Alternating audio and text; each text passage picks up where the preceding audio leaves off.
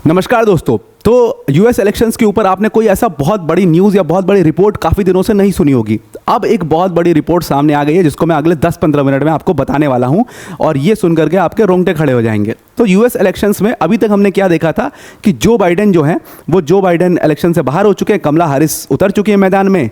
और जब कमला हैरिस मैदान में उतरी हैं तब से एक बहुत बड़ा चेंज यूएस सिटीजन्स के अंदर देखने को मिला है कि जो यूएस सिटीजन्स हैं उनके अंदर जो है एक रुख बदला है उनका, और कहीं ना कहीं कमला हैरिस ओपिनियन पोल्स में आगे चल रही हैं डोनाल्ड ट्रंप से और उनको काफ़ी एज है इस इलेक्शंस में।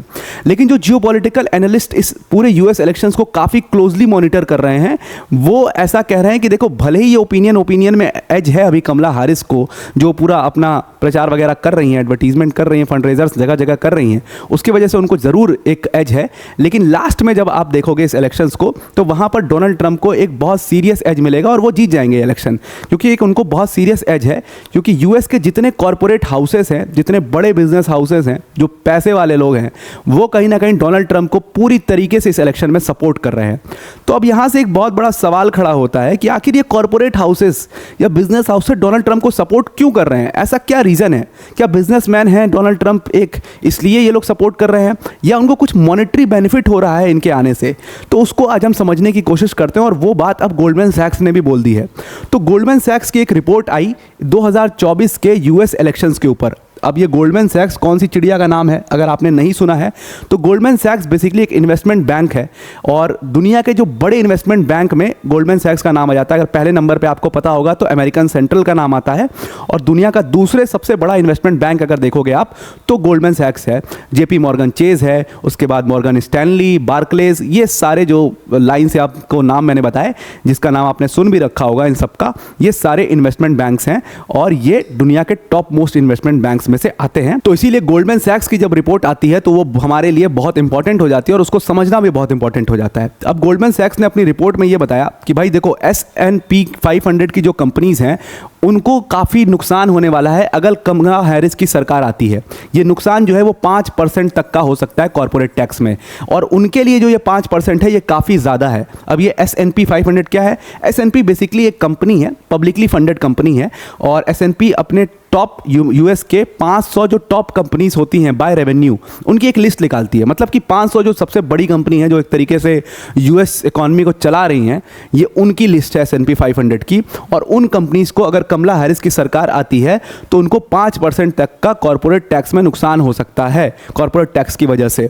तो ये नुकसान क्यों हो रहा है कमला हैरिस के आने से? तो बेसिकली सिंपल सी बात है कि कमला हैरिस ने ये चीज़ को काफ़ी क्लियर कर दिया है कि अगर हमारी सरकार आएगी तो जो कॉर्पोरेट टैक्स है जो अभी 21% है उसको हम बढ़ा करके 28% करेंगे, और इसीलिए 5% का सीधा सीधा यहाँ पर उन कंपनीज को जोड़ जाड़ के सब नुकसान हो जाएगा। तो ये नुकसान कमला हैरिस के आने की वजह से हो रहा है। हालांकि गोल्डमैन सैक्स ने अपनी इसी रिपोर्ट में आगे चल करके कहा है कि देखो, ऐसा नहीं है कि कंपनीज को नुकसान हो रहा है तो यूएस इकोनॉमी को भी नुकसान होगा। इन कॉर्पोरेट हाउसेस या इन कंपनीज को ज़रूर नुकसान हो रहा है, कॉर्पोरेट टैक्स बढ़ रहा है, लेकिन यहाँ पर अगर आप ब्रॉडर वे में इकॉनमी को देखोगे तो कमला हैरिस के आने की वजह से इकॉनमी काफ़ी बेहतर होगी यूएस की, और काफ़ी तेज़ी से आगे जाएगी, काफ़ी ग्रोथ होगी इकॉनमी में, और लार्ज स्केल पर काफ़ी ग्रो होगी इकॉनमी पहले 2 साल में। आगे के 2 साल का उन्होंने, आगे के सालों का उन्होंने कुछ जिक्र नहीं किया, पहले 2 साल में काफ़ी बढ़िया परफॉर्म करेंगे। वहीं अगर डोनाल्ड ट्रंप आते हैं, प्रेसिडेंट बनते हैं और रिपब्लिकन्स की सरकार बनती है तो यहाँ पर जो यूएस की इकॉनमी है उसको भारी धक्का लगेगा पहले 2 साल। और ये धक्का क्यों लगेगा? सिंपली 2 बात है, क्योंकि डोनाल्ड ट्रंप ने भी काफ़ी क्लियर कर दी अपनी पॉलिसीज़ कि सबसे पहली चीज़ तो ये है कि उन्होंने कहा है कि मैं इंपोर्ट ड्यूटी बढ़ाऊंगा, इंपोर्ट टैरिफ बढ़ाऊंगा, और दूसरी चीज़ उन्होंने कह दी है कि मैं इमिग्रेशंस को टाइट करूंगा। तो इन दोनों चीज़ों की वजह से इकॉनमी पर ऊपर असर निश्चित रूप से पड़ेगा। अब जब वो कह रहे हैं कि मैं इंपोर्ट टैरिफ बढ़ाऊंगा तो उसका फ़र्क सबसे ज़्यादा कहाँ है? अब देखो, सबसे ज़्यादा इंपोर्ट अगर आप देखोगे तो ऑटो इंडस्ट्री, ऑटोमोबाइल इंडस्ट्री पे काफ़ी होगा। जितना ये ऑटो इंपोर्ट करते हैं चाइना से, मैक्सिको से, यूरोपियन यूनियन की कंट्रीज से, तो वहाँ पर जब ये इंपोर्ट टैरिफ बढ़ाएंगे तो निश्चित रूप से इकॉनमी जो है वो स्लो होगी। जो कोर इन्फ्लेशन है वो राइज करेगा और इकॉनमी स्लो डाउन होगी, सिंपल सी बात है। वहीं अगर जॉब ग्रोथ के पॉइंट ऑफ व्यू से देखें तो कमला हैरिस के आने की वजह से 10,000 जॉब्स पर मंथ का ग्रोथ होगा। वहीं अगर डोनाल्ड ट्रंप की सरकार आती है तो ये नंबर 30,000 तक बताया जा रहा है। अब इमिग्रेशन लॉस की अगर बात करें तो इमिग्रेशन लॉस तो देखो, डोनाल्ड ट्रंप जो है वो हमेशा इमिग्रेशन को लेकर के बहुत स्ट्रिक्ट रहे हैं। उनका साफ साफ कहना है कि जितने इमिग्रेंट्स हैं, खास तौर से जो इलीगल इमिग्रेंट्स हैं, वो यूएस में आते हैं और बड़े बड़े क्राइम्स में लिप्त रहते हैं, और उसकी वजह से यूएस में ड्रग भी है, ड्रग कल्चर है, क्राइम रेट काफ़ी बढ़ा है। ये सारी चीज़ें वो हर बार कहते हुए आए हैं। अब जो बाइडन की गवर्नमेंट ने इमिग्रेशन लॉस की तो वैसे भी ऐसी की तैसी कर ही रखी है। जो वॉल, जो मैक्सिकन बॉर्डर पर डोनाल्ड ट्रंप वॉल बना रहे थे, उस वॉल का भी काम जो बाइडन ने रुकवा दिया था। और जो बाइडन के लिए इमिग्रेशन की जो पॉलिसीज़ है उनको बहुत ज़्यादा हेट करते हैं अमेरिकन्स, जो नेटिव अमेरिकन्स हैं, जो वहाँ के जो यूएस सिटीजन्स हैं, वो काफ़ी हेट करते हैं जो बाइडन की इमिग्रेशन पॉलिसीज़ को, और इसी की वजह से उनको काफ़ी क्रिटिसिज्म भी मिलता है। तो कमला हैरिस आएंगी, जब उनकी सरकार बनेगी तो वो निश्चित रूप से थोड़ा सा इमिग्रेशन को टाइटन तो करेंगी, लेकिन जो वो नंबर अचीव करना चाहते हैं यूएस सिटीजन्स, वो नहीं हो पाएगा। वो 1.5 मिलियन तक पहुंच पाएंगी, मतलब कि 1.5 million immigrants per year US welcome करेगा। लेकिन जो उनका टारगेटेड नंबर है, वो जो कोविड के टाइम पर था, पैंडेमिक के टाइम पर, कि सिर्फ 1 मिलियन लोग यूएस में एंटर कर रहे थे, वो टारगेट है, उसको अचीव नहीं कर पाएंगे। उससे कोसों दूर हैं कमला हैरिस। वहीं पर अगर डोनाल्ड ट्रंप प्रेसिडेंट बनते हैं तो वो निश्चित रूप से बहुत शार्प करेंगे अपने इमिग्रेशन लॉस को, और 1.25 मिलियन ये नंबर हो जाएगा। बल्कि इससे भी कम का टारगेट है कि इससे भी कम डोनाल्ड ट्रंप कर सकते हैं, बिकॉज जिस तरीके के वो लीडर हैं, जितने स्ट्रिक्ट और हेड स्ट्रॉन्ग लीडर हैं वो, तो वो शायद इससे भी कम कर सकते हैं। उसके बाद तमाम ऐसी नेगेटिव बातें भी कमला हैरिस के बारे में चली कि उनका एक्सेंट फेक है और तमाम ऐसी बातें, वो तो खैर इलेक्शंस में एक दूसरे पर ऐसे इल्ज़ाम लगते रहते हैं। अब हम आते हैं जो अपने मेन पॉइंट पर, कि जो ये बड़ी बड़ी कंपनीज़ हैं, कौन कौन सी ये बड़ी कंपनीज़ हैं, वो क्यों सपोर्ट कर रही हैं। वो सिंपल सी बात है, वो कॉर्पोरेट टैक्स की वजह से सपोर्ट कर रही हैं।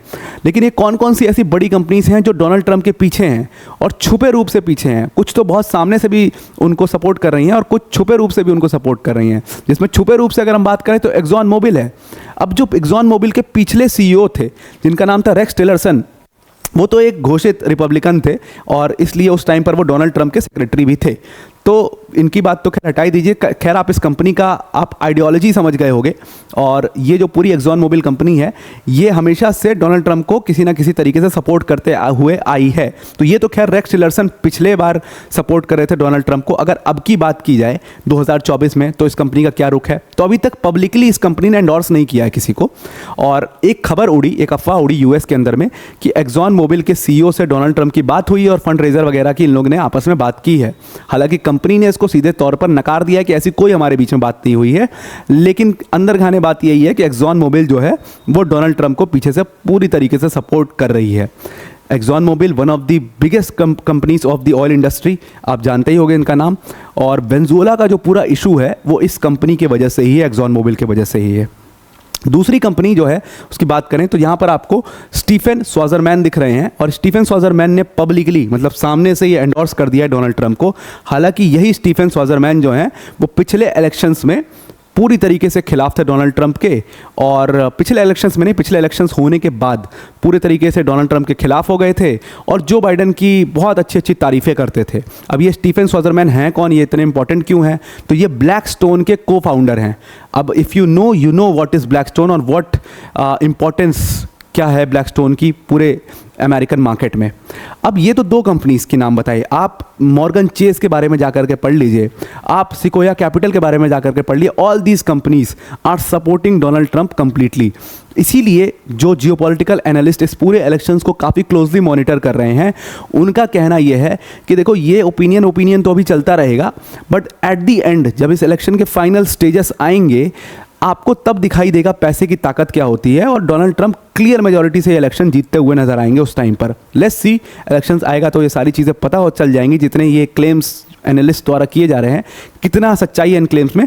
हालांकि देखने तौर पर आज तक की हिस्ट्री में आप देखोगे तो यही दिखेगा आपको कि जहाँ जहाँ ये बिजनेस हाउसेस का इंटरेस्ट रहा है, वो कंपनीज, वो मतलब इन यूएस कंपनीज का वो पार्टी जो है वो यूएस में सरकार बनाती हुई नजर आई है। तो आई होप आपको ये पूरा आर्टिकल समझ में आ गया होगा। अब वीडियो को एंड करने से पहले अनअकैडमी टीम की तरफ से एक बहुत बड़ी अनाउंसमेंट है। देखिए कल 5 सितंबर था, यानी कि टीचर्स डे था, और टीचर्स डे के उपलक्ष्य में अनअकैडमी ने आपके लिए बहुत बड़ा ऑफर लेकर के आए हैं। हम आपको यूपीएससी सीएससी के अपने सारे कोर्सेज में 50% तक का डिस्काउंट दे रहे हैं, और हमने अपनी यूपीएससी सीएससी की सब्सक्रिप्शन फीस को कम करके सिर्फ और सिर्फ 24,999 कर दिया है। मतलब इस कोर्स फीस में आपको अनअकैडमी के टॉप फैकल्टीज़ जैसे मृणाल सर, प्रतीक सर, सुदर्शन सर जैसी फैकल्टीज़ यहाँ पर आपको पढ़ा रही होंगी, और यहाँ पर आपको इस कोर्स के अंदर में 1-to-1 मेंटोरशिप, आप जितने मेंस के आंसर्स लिखते हो उसका इवैल्यूएशन, प्लस उसके साथ साथ में स्पेसिफिक डाउट सेशंस भी आपके लिए रखे जाएंगे।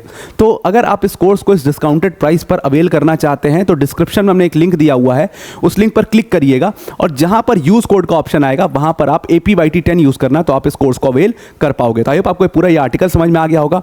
आज के लिए इतना ही। Thank you and have a nice day.